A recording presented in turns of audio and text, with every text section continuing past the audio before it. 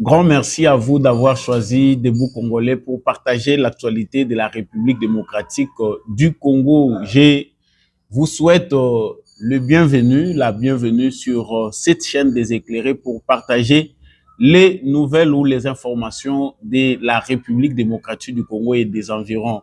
Merci à vous de nous avoir choisis. Merci d'être sur la bonne fréquence qui partage avec vous les analyses et les décryptages des informations de ces grands pays d'Afrique centrale. Ici devant vous, Justice Mouchamessou pour partager avec vous. Si vous n'êtes pas encore abonné à cette chaîne, en tout cas faites-le, abonnez-vous, partagez déjà les lives de cette émission, surtout n'oubliez pas de liker et nous dire ce que vous en pensez dans les commentaires.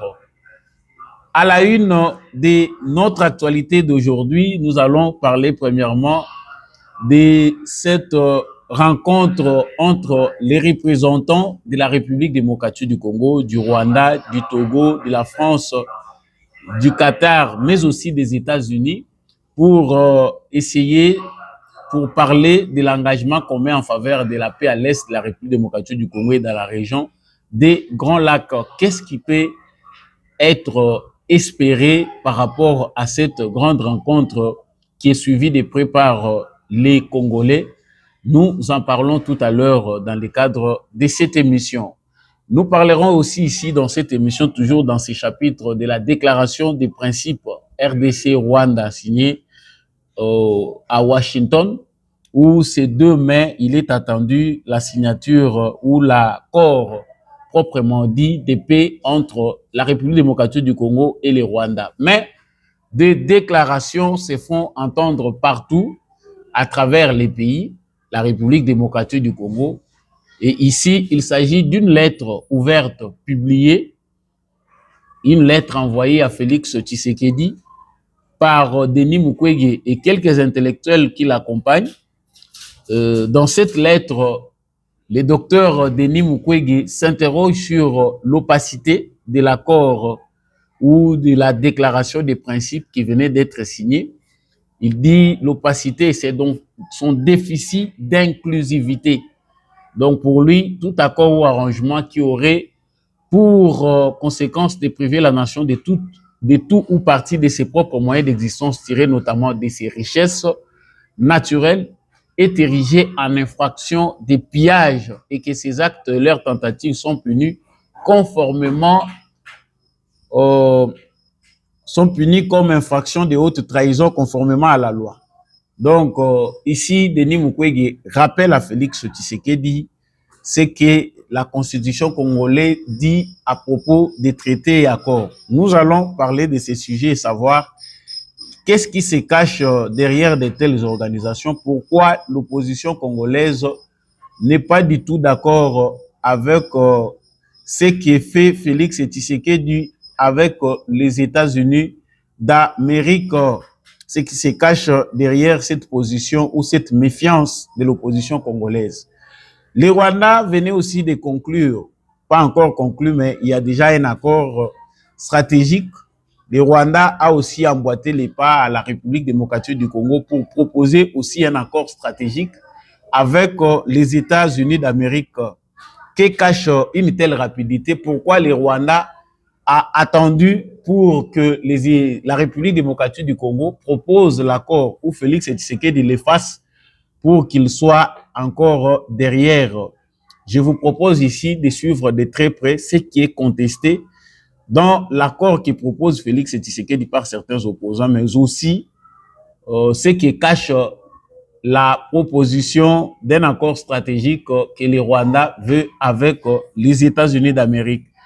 Et pour terminer, Félix Tshisekedi est attendu à Washington pour finaliser les partenariats avec l'administration Trump. Nous commenterons aussi ces sujets. Voilà, vous êtes en direct de Debout Congolais TV pour partager les nouvelles de la République démocratique du Congo. Vous êtes accrochés. Likez déjà cette vidéo, partagez avec le voisin, abonnez-vous si vous ne l'avez pas encore fait. Surtout, n'hésitez pas d'interagir avec nous via vos commentaires. Dites-nous déjà ce que vous en pensez dans les commentaires. Voilà. je venais de dire, comme vous venez de le voir ou de l'entendre, que les représentants de la République démocratique du Congo et ceux du Rwanda, du Togo, de la France, du pays hôte, les Qatar, mais aussi des États-Unis, se sont réunis pour évaluer déjà les démarches en cours pour ramener la paix à l'est de la République démocratique du Congo. En tout cas, c'est ce qui se voit à travers les communiqués que vous voyez affichés sur votre écran. Il est écrit qu'il y a une déclaration conjointe concernant les efforts visant à soutenir la paix dans l'est de la République démocratique du Congo. Donc, cette déclaration est faite par tous les pays que nous venons de citer.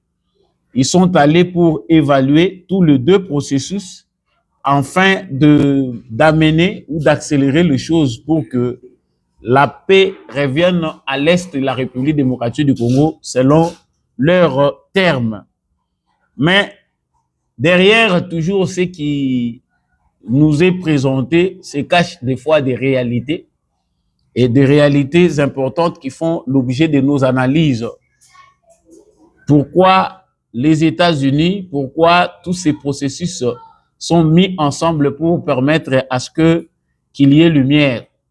Il faut d'abord, premièrement, savoir que plusieurs processus ont été abordés dans le cadre de ramener la paix à l'est du Congo.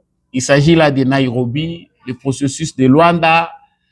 Il y a eu des rencontres dans d'autres pays pour essayer de trouver la paix entre les Rwandais et la République démocratique du Congo, mais aussi trouver un moyen pacifique pour régler la crise sécuritaire à l'est de la République démocratique du Congo. Donc, ici, on signale qu'à Nairobi, il avait été ouvert un processus où on avait regroupé tous les mouvements rebelles nationaux ou étrangers qui œuvrent à l'est de la République démocratique du Congo. La démarche visait à les regrouper, à les entendre, afin de mettre fin à leurs activités à l'est de la République démocratique du Congo. Malheureusement, certains mouvements avaient répondu, les autres non.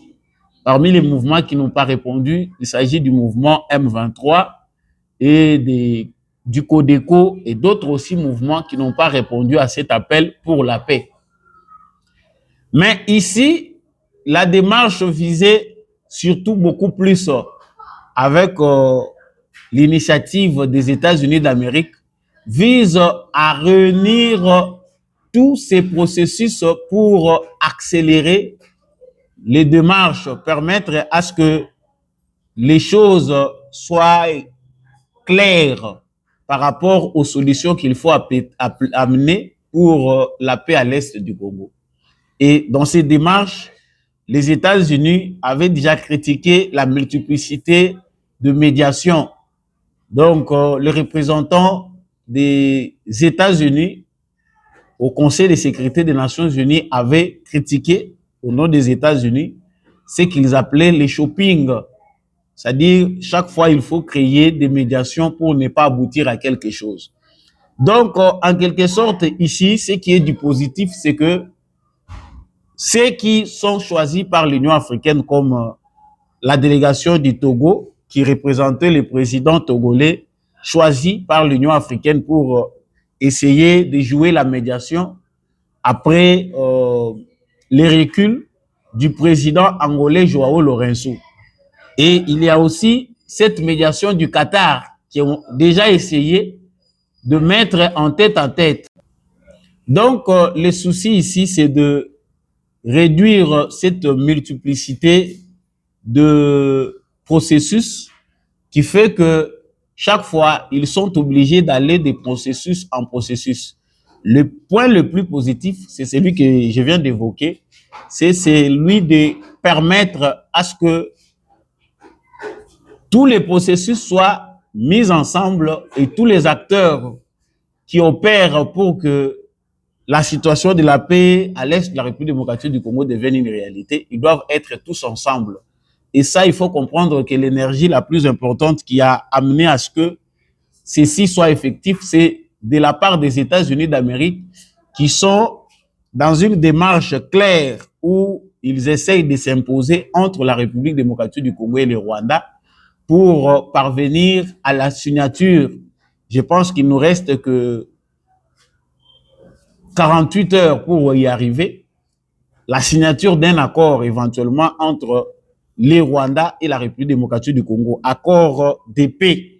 Donc, ils ont signé récemment la déclaration des principes, c'est-à-dire les principes qui devaient conduire à cet accord. C'est comme donc toute la philosophie de l'accord qui pourrait être signé devait s'inspirer de cette déclaration des principes, une démarche à l'américaine.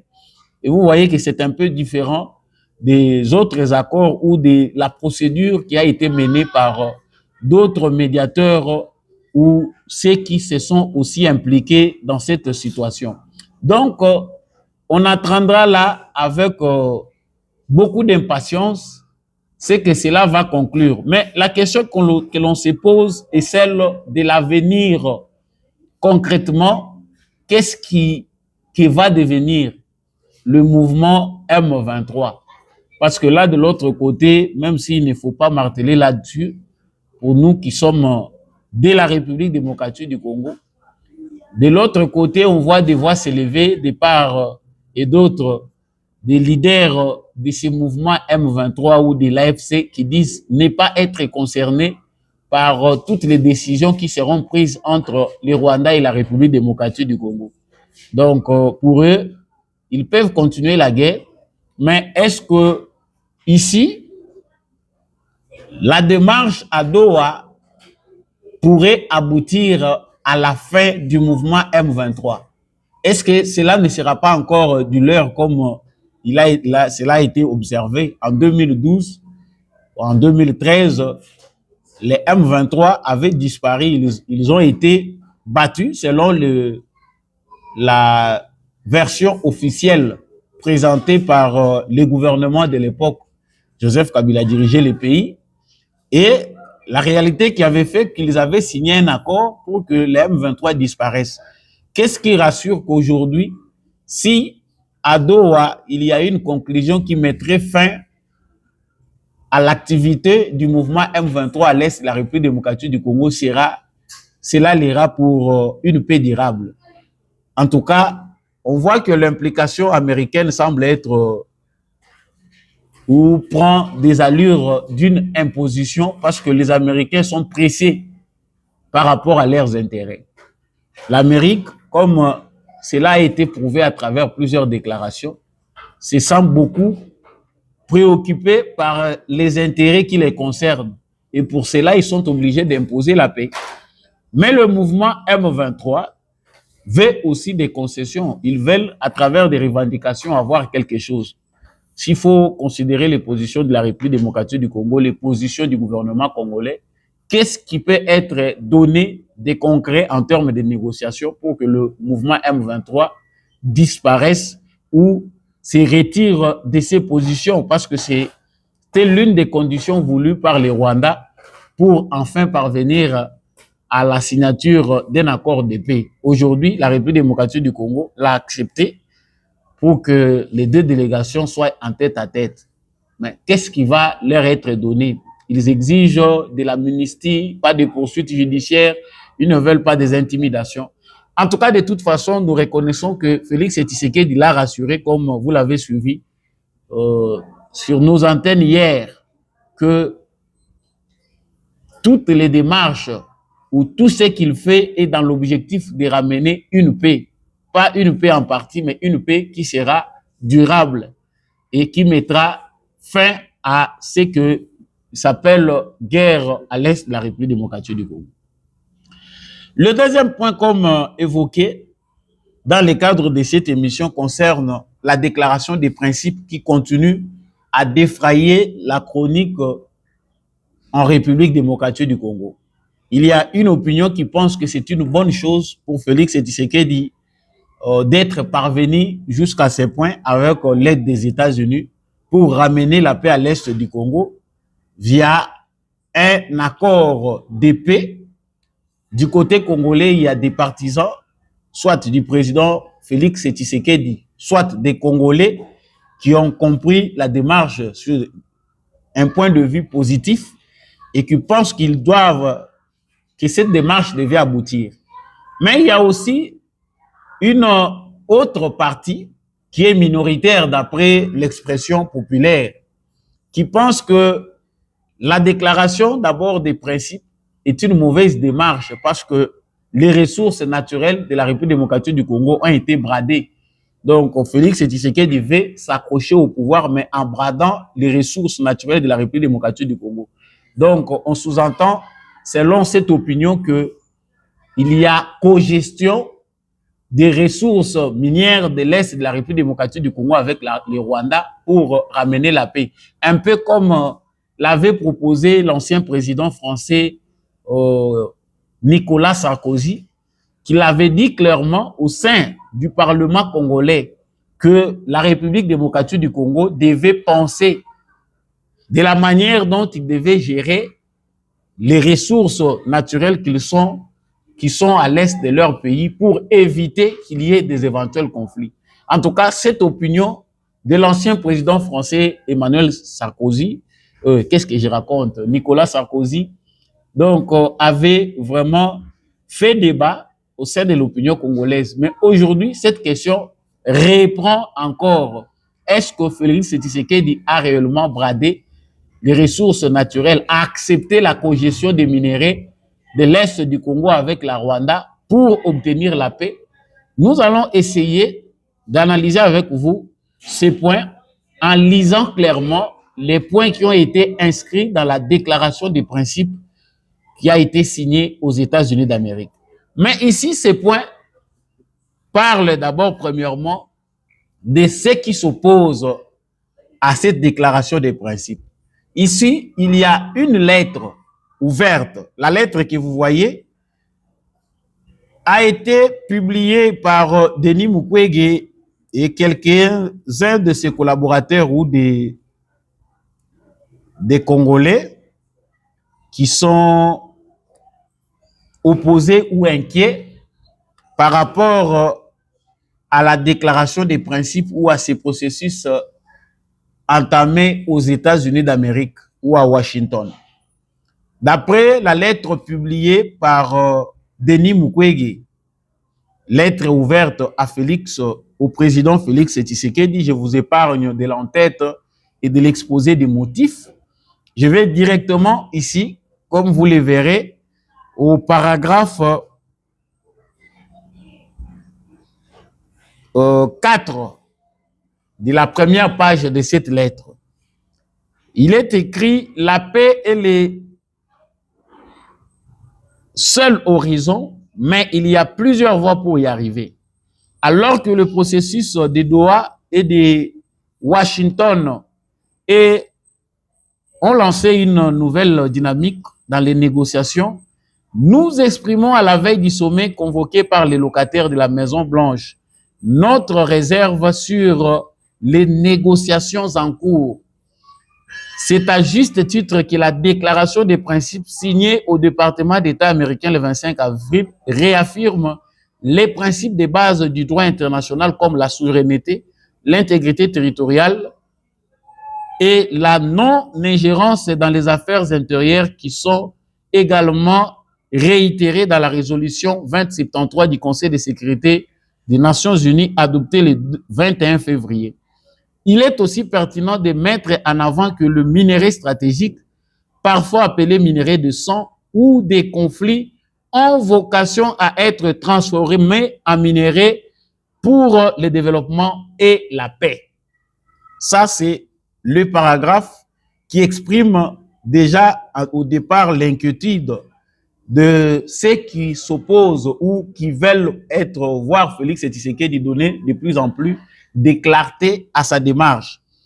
Ils disent ensuite, en effet, les parcs nationaux et les ressources naturelles dont regorge notre pays peuvent contribuer à la paix, mais sous certaines conditions. Elles constituent des biens communs de la nation congolaise et doivent donc contribuer au bien-être du peuple aujourd'hui, mais aussi pour les générations futures, à l'instar des modèles de gouvernance développés dans d'autres pays comme la Norvège.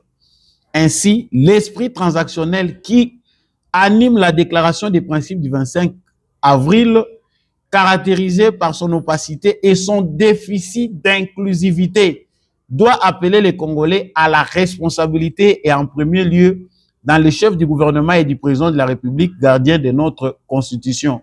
En prêtant serment à 2 reprises sur notre charte fondamentale, vous êtes bien placé pour savoir que la souveraineté nationale appartient au peuple. Vous savez aussi mieux que quiconque que tout accord ou arrangement qui aurait pour conséquence de priver la nation de tout ou partie de ses propres moyens d'existence, tirés notamment de ses richesses naturelles, est érigé en infraction de pillage et que ces actes et leurs tentatives sont punis comme infraction de haute trahison, référence à l'article 56 et 57. Enfin, vous ne pouvez ignorer que les traités de paix, de commerce ou liés au règlement des conflits internationaux ne peuvent être ratifiés ou approuvés qu'en vertu d'une loi. Voilà pour l'opposition, ou encore une demande de plus de clarté. Cette lettre est signée par 13 personnes et également Denis Mukwege lui-même, comme vous le voyez dans vos écrans. Donc, pour Denis Mukwege, Félix Tshisekedi, la démarche qu'il mène est un peu opaque dans un sens. D'abord, rappelons que Denis Mukwege est tantôt une figure de l'opposition congolaise, tantôt une figure qui se réclame de la société civile, parce que de plus en plus, il a aussi des positions qui s'apparentent à des positions de la société civile. Mais ici, il s'inscrit dans une démarche comme celle de tout Congolais, dans ses droits, qui exige plus de clarté et plus de détermination pour que les ressources naturelles de la République démocratique du Congo ne soient pas bradées ou que la constitution de la République démocratique du Congo ne soit pas violée dans cette démarche. Et là, il est clair que tout citoyen congolais a le droit de le faire. Mais la deuxième question que l'on se pose, c'est que est-ce que la société civile de la République démocratique du Congo et ceux qui s'opposent, ou encore l'opposition, ceux qui se présentent comme opposants à la République démocratique du Congo, ont pris la peine de lire la déclaration des principes? Parce que la constitution ici de la République démocratique du Congo permet certes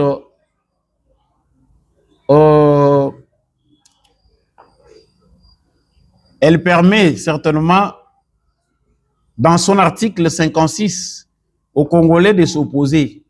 L'article 56 de la Constitution congolaise dit que tout acte ou tout accord, toute convention, tout arrangement ou tout autre fait qui a pour conséquence de priver la nation, les personnes physiques ou morales de tout ou partie de leurs propres moyens d'existence tirés de leurs ressources ou de leurs richesses naturelles, sans préjudice des dispositions internationales sur les crimes économiques, est érigé en infraction des pillages punis par la loi.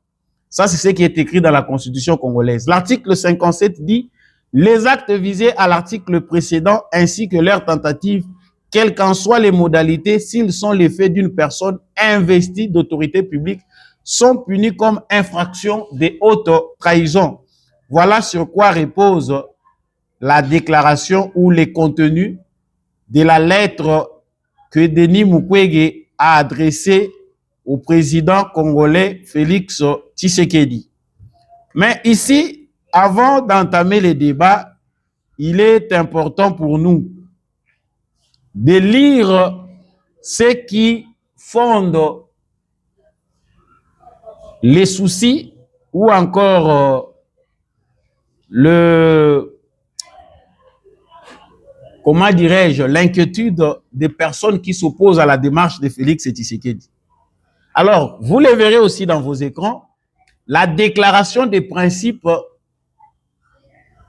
chez moi c'est écrit en français parce que j'ai traduit à travers les moteurs de recherche Google, traduction, j'ai traduit la déclaration des principes qui a été publiée dans les sites du département d'État américain. Et là, comme vous le verrez, les points 1 parlent de souveraineté, intégrité territoriale et gouvernance. Le deuxième point parle des préoccupations de sécurité. Et il y a des points et des sous-points. Le troisième point, c'est le point à conflit qui est interprété dans tous les sens. Il y a ceux qui pensent qu'il n'y a rien là à craindre. Il y a aussi ceux qui pensent que, comme Denis Mukwege et voire d'autres opposants, que la démarche peut être biaisée parce que la République démocratique du Congo a longtemps souffert et qu'il faille être vigilant pour que certaines bévies ne se reproduisent pas ou carrément l'accord n'ait pas d'importance pour les Congolais comme disent les autres. Alors, le point 3 que vous voyez à l'écran, les cadres d'intégration économique régionale. Le premier point dit ceci, je vais lire parce qu'il y a beaucoup de manipulations là-dessus.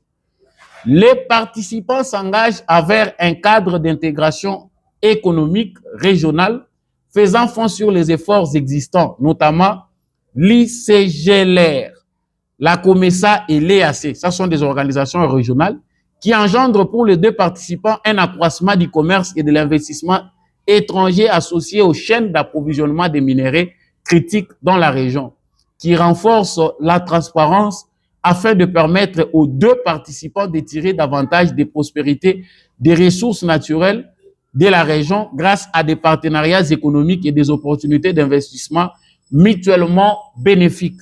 Je dois d'abord m'arrêter à ces points. Vous savez, chers téléspectateurs, que là où les choses sont très mal interprétées, c'est par là aussi que la manipulation passe.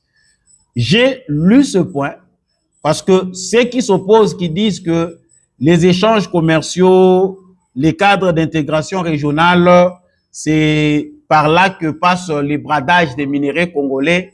Ils ont signé la congestion des minéraux à l'est de la République démocratique du Congo. C'est faux.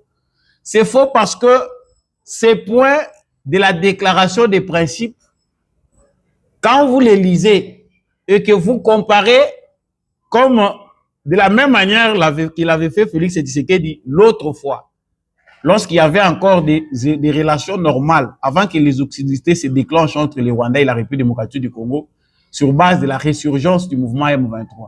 Félix Tshisekedi avait proposé à son homologue rwandais, dans le cadre de deux pays, ce qui est repris aujourd'hui dans le point 3 du cadre d'intégration économique régionale dans la déclaration des principes qui est signée à Washington.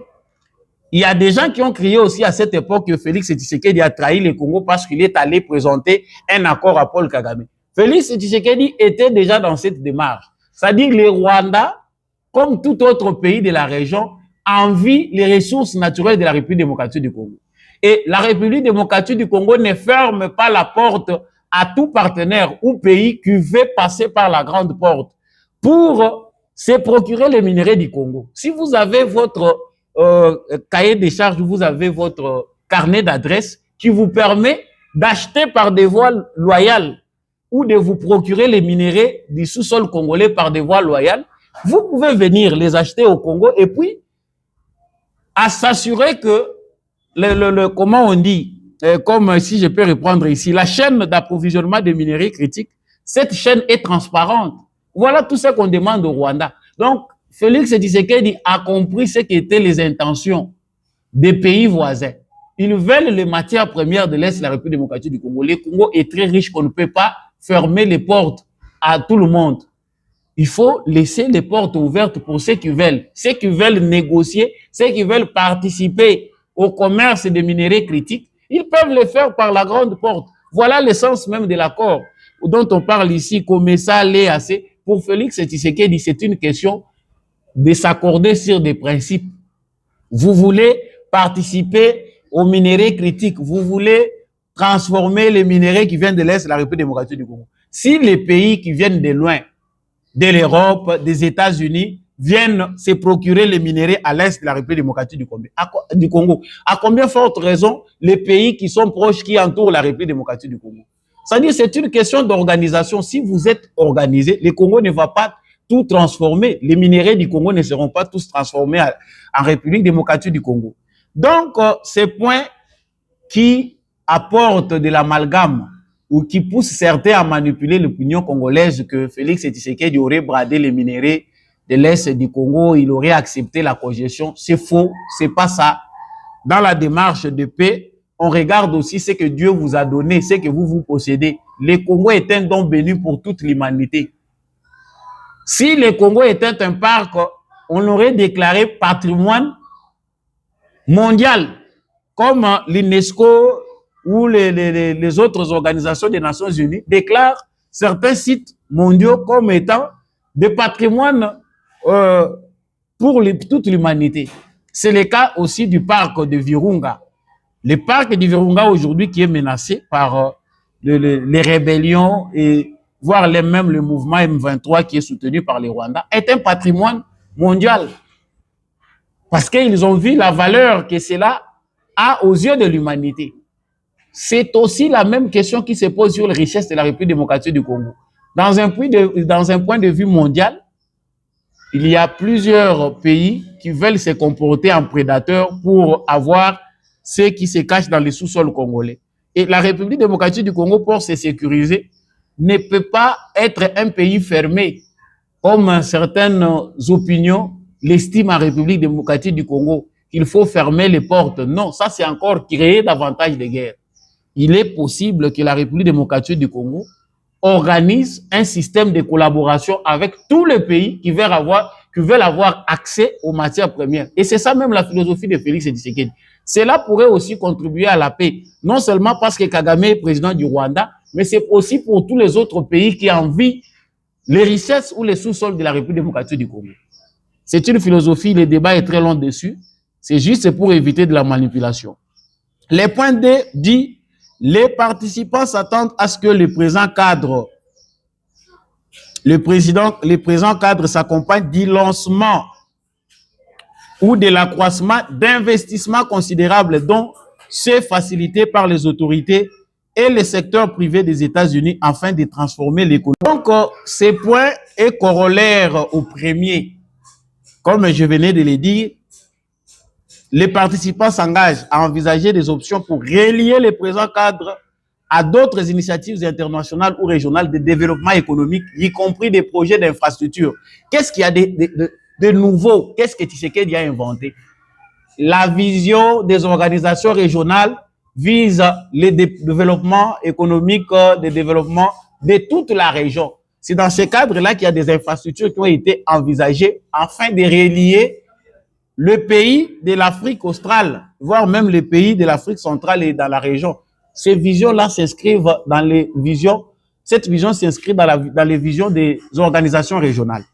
Et pour finir ici, les participants s'engagent à lancer ou élargir la coopération concernant des priorités communes telles que le développement hydroélectrique, la gestion des parcs nationaux, l'élimination des risques sur les chaînes d'approvisionnement des minéraux et des chaînes de valeur transparentes, formalisées et licites de bout en bout dans les domaines miniers.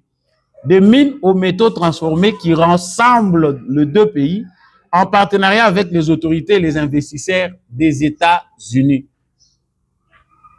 Là, c'est clair. Il y a aussi un problème, c'est que ceux qui débattent en République démocratique du Congo ne tiennent pas compte d'abord de lire ce qui est présenté. Que disent les faits? Dans cette déclaration-là, c'est quoi les points qui démontrent ce qu'eux affirment? Il y a un problème avec l'opposition en République démocratique du Congo.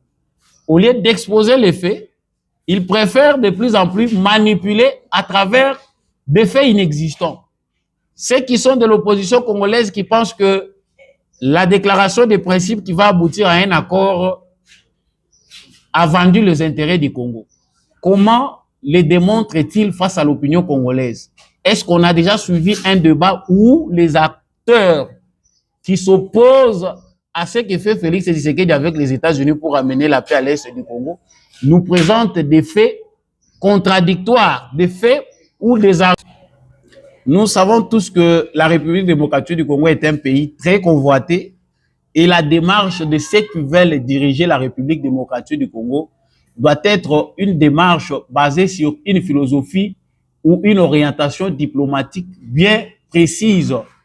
Quel comportement la République démocratique du Congo doit-elle afficher face au monde, face à tous ceux qui convoitent ces pays? Parce que sinon, nous resterons des éternels pleureurs. Et chaque fois, c'est le Congo qui va continuer à déclarer sur le plan international qu'il est agressé. Et les agressions peuvent se multiplier si les Congolais ne savent pas quel comportement afficher. Donc, il est important ici que les Congolais comprennent, lorsqu'il s'agit d'une démarche de paix, on voit quelles sont les concessions qu'ils vont faire.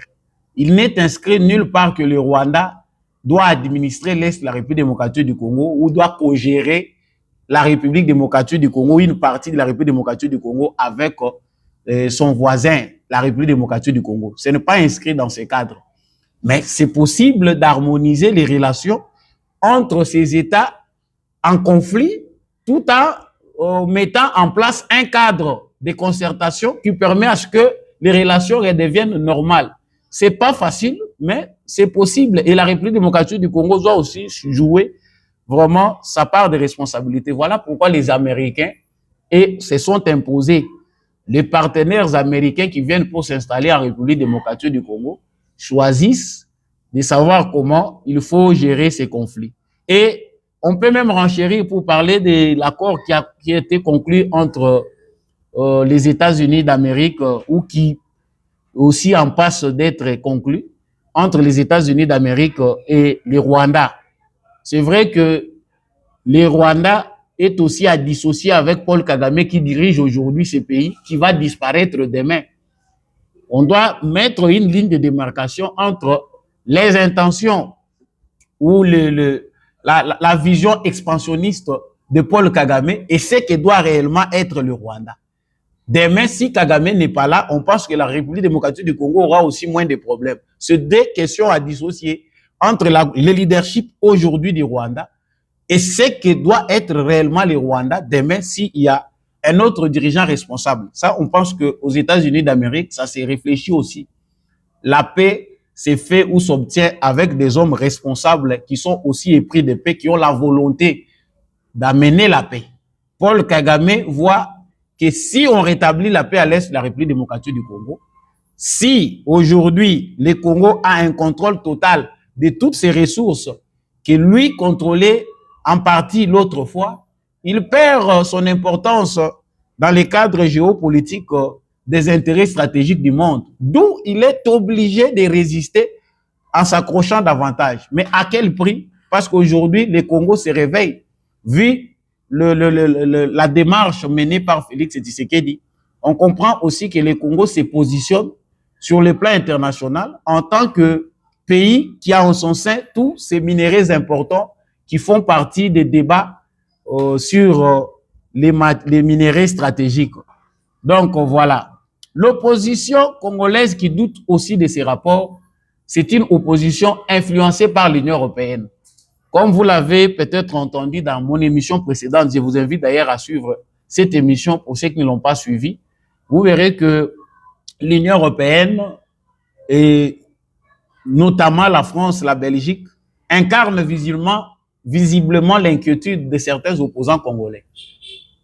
Ceux qui s'opposent à l'accord entre les États-Unis et la République démocratique du Congo, pensant que cela puisse n'aider que les États-Unis et au détriment du Congo, ce ne sont pas seulement des Congolais, c'est aussi l'Union européenne qui voit déjà ses intérêts voler en fumée. Parce que si les États-Unis aujourd'hui s'investissent en toute responsabilité à la République démocratique du Congo, le Congo aura un grand partenaire qui peut inspirer le respect et surtout sur les questions sécuritaires. Et là, l'Union européenne n'aura plus un moyen de manœuvrer tout autour. Voilà pourquoi ils sont obligés de travailler avec des politiciens congolais ou des opposants qui sont de leur côté. Et là, on voit le Martin Fayoulou, on voit le docteur Denis Mukwege dont je venais de parler. ce sont des acteurs qui sont très proches de l'Union européenne. Et nous savons que lorsqu'ils émettent un point de vue, l'Union européenne est derrière.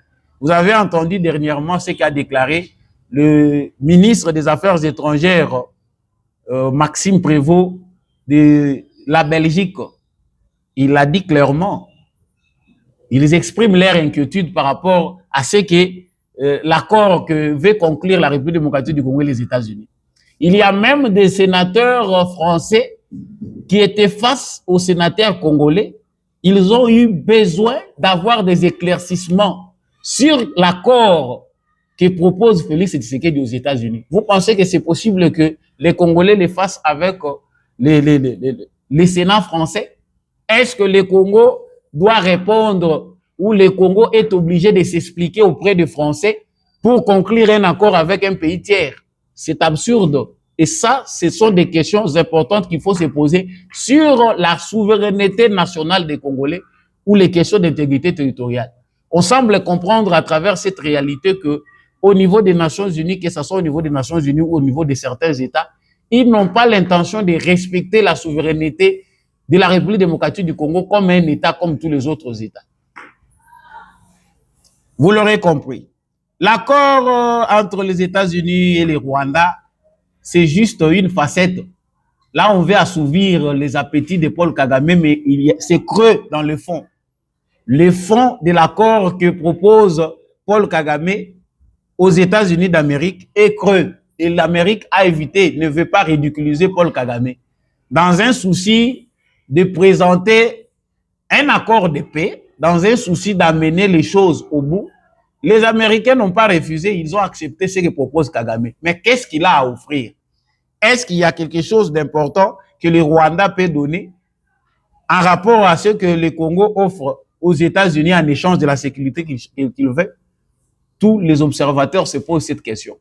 Est-ce que les États-Unis d'Amérique aujourd'hui a quelque chose à gagner auprès du Rwanda, ces petits pays? Donc, Kagame ne veut pas que son géant à pied d'agile s'écroule. Il s'accroche aux Américains.